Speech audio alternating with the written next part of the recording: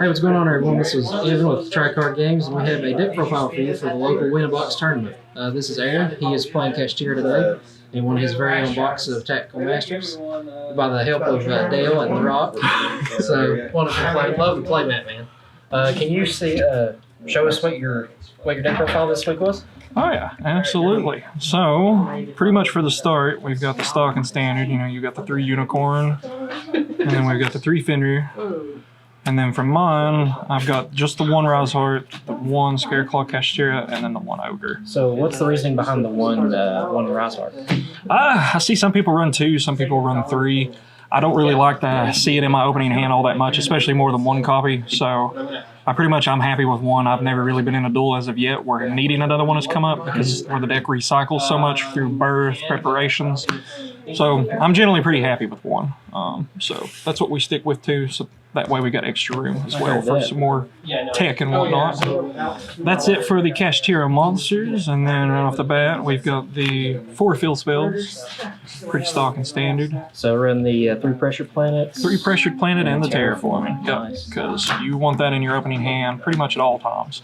Yeah, I know when you were going up against me, that extra 400, 500 attack really made the difference. Oh yeah, it comes up a lot, and then opening with this plus Fenrir, Unicorn, and either Theosis or Birth, that gives you the 5-card zone lock as well. So you always want to see the field spell. Especially when you're going into like Unicorn or Fenrir, that really does help out because they're both different attributes, correct? Mm-hmm. Plus there was a lot of hands this tournament too with this card right here. I opened with this and this alone with a bunch of tech options, and nobody was ashing or popping this, so it was allowing me to always get started.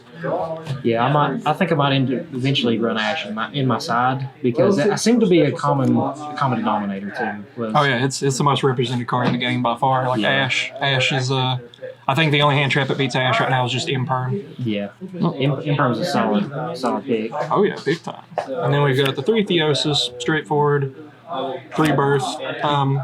This card does a little bit of everything. It's kind of broken. 3 different effects, letting you do the special summon, the normal summon. And then if you're up against like Branded, they play Branded Fusion. On Resolution, you can literally just banish face down what they send to the graveyard off of Branded Fusion. So it kind of just does some super serious work. And then we've got the Preparations and the Big Bang. So just a 1 of on each of those. Yep. Big Bang extender just for its effect with the Shangri-Era, or it comes up, it's kind of an archetype evenly matched for the monsters specifically. And that was a banish that you popped on me too, right? It just like banishes. Oh, if you actually get to pull off its main effect, like it's honestly pretty nasty. Like I did that against the Sprite matchup that I had earlier. They had Sprint and brought out the double beavers, and then I just flipped Big Bang, banish everything face down except for 1. So that pretty much just closed out that duel. What were the decks that you played today? We did Sprite, 2 different Branded Despia, and then we did Labyrinth. Yeah, that was me. Yours truly. Always gotta love those matchups though. Oh yeah, that was the one I was definitely the most nervous for. And then Preparations, just awesome, especially considering 90% of the time you're going to Rosehart pass. So the ideal setup with this is you want to get a Rosehart, and then you want to have Scareclaw Kashtira in your hand, and then set your Preparations. Pretty much just shotgun this in the draw phase, so if they want to play Imperm, you can look at their hand, get rid of something out of their hand, banish it face down.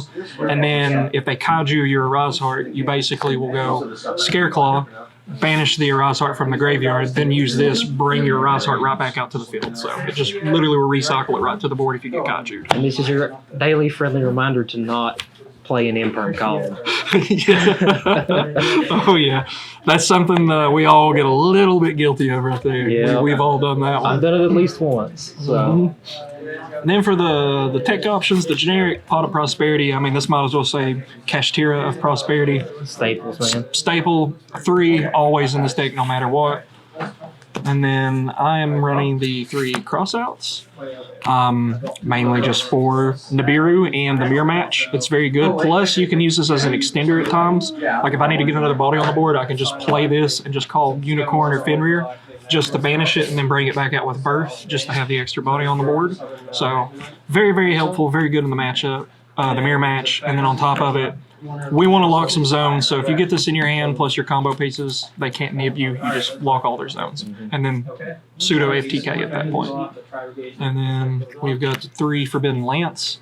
And 2 plats too, man. I love that rarity. Sure, I can't wait to replace this one. Yeah. I got to find another one of these up, but they were very scarce on TCG Player. So that just kind of gives you an extra 800 attack on one of your big beaters, pretty much, right? Actually reduces by 800. So reduces theirs by 8.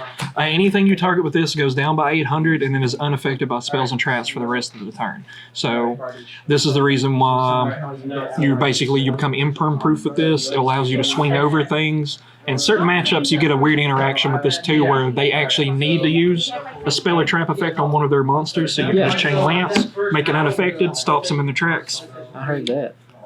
Just a clutch card. It comes up very nice. Like is that a common card most people like to run, or is that just like a homebrew style thing where you put that in yourself and just try to kind of play test it and it actually worked out pretty well? I've seen it in a few builds. They kind of mix and match a little bit. Like the tech cards, like pretty much the core is the same in like 99%. It's just Rise Heart's a little bit different, but I've seen a decent few run this, but I like it at 3. I've been very happy with how it's performed, and I'm not going to change that period because 2 in the branded matchup, if they flip branded banishment, you can just literally, or branded in red, target one of their monsters and make it unaffected. So, like if they've only got one monster on board, they go branded in red, and you think they're going to do like a Guardian Chimera play, you just chain that, target their monster on board, and then they're forced to fuse with everything in their hand, and they can't do Guardian Chimera at that point. Disgusting. Yep. I like it.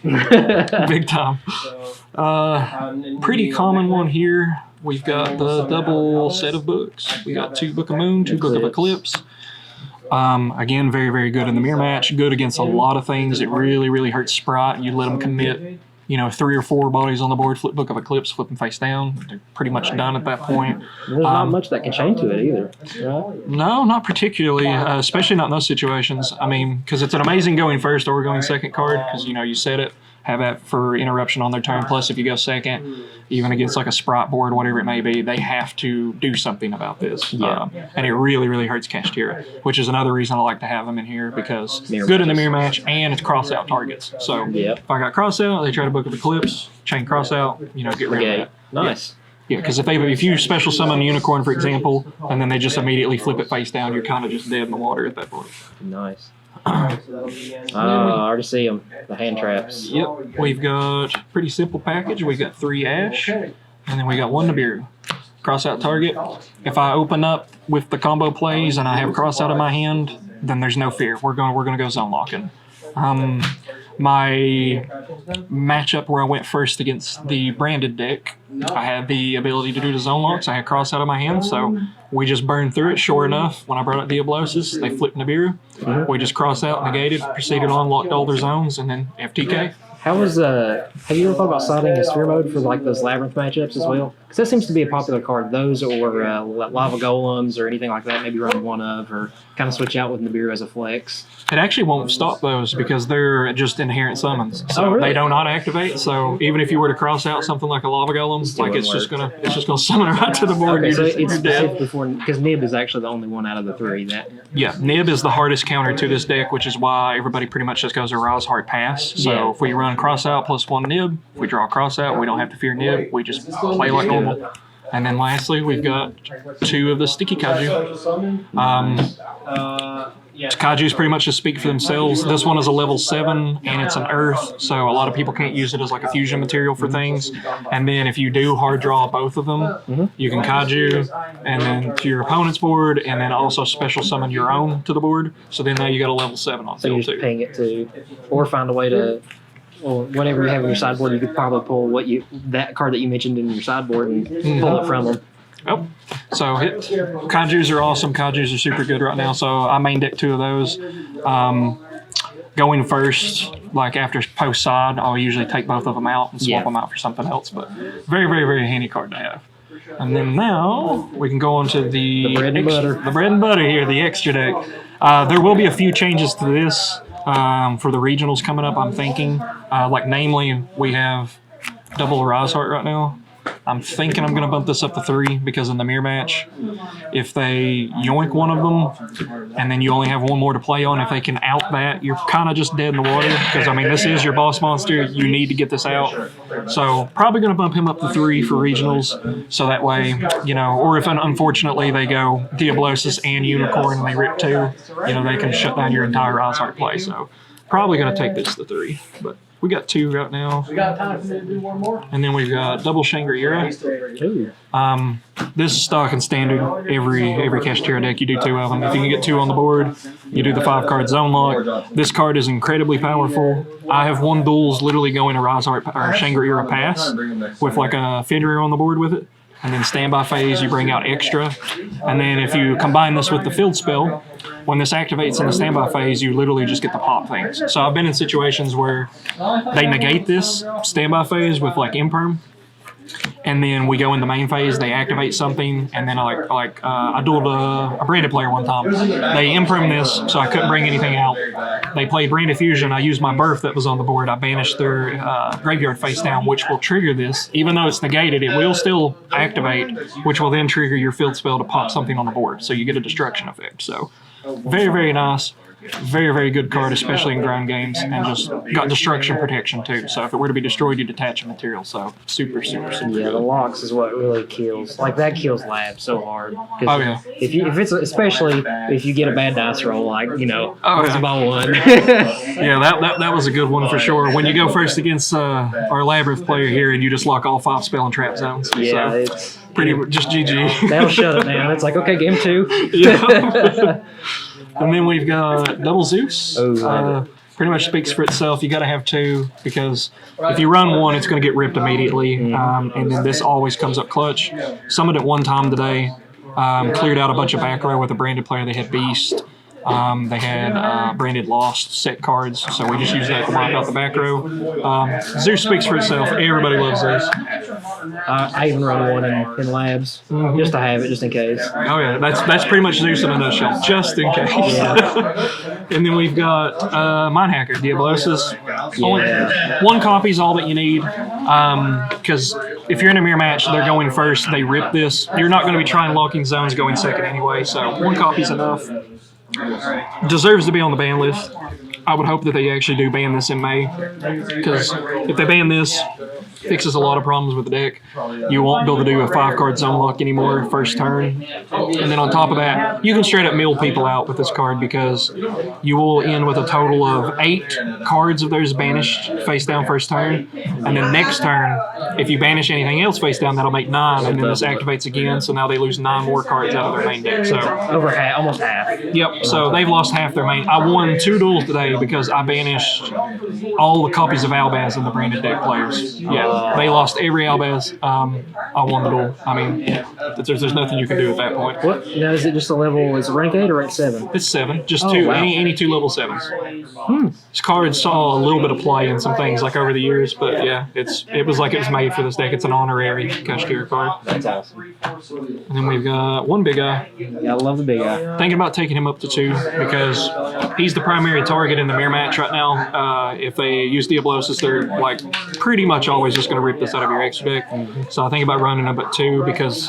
again in the mirror match it's broken. I won 2 duels today because of this. Actually, it comes up a lot. Like I book a moon to Toad face down against the Sprite matchup, and then just brought this out, took the Toad from them, and then just flipped it face up. I'm in the gate now. So very, very, very, very good. And then Dragon of Annihilation. We've got Dracosac and Red Eyes Flare Metal Dragon. Every time you activate, 500. Yeah, the tax man here. Yeah, the tax, that's it.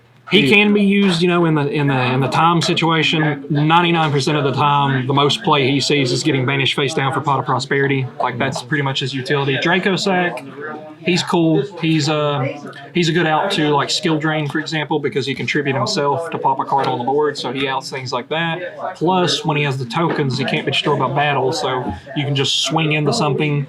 Overlay for Zeus. There's your Zeus. And then this is the one that actually sees some play. He comes up very, very, very nicely in a lot of matchups because you just detach and banish from your graveyard, pop something on the board, which can come in clutch sometimes with like your Theosis hanging out in the graveyard. Banish it, set it up. And then Into the synchros, I suppose. that's it for the Xyz. Lastly, we've just got the random tech options here.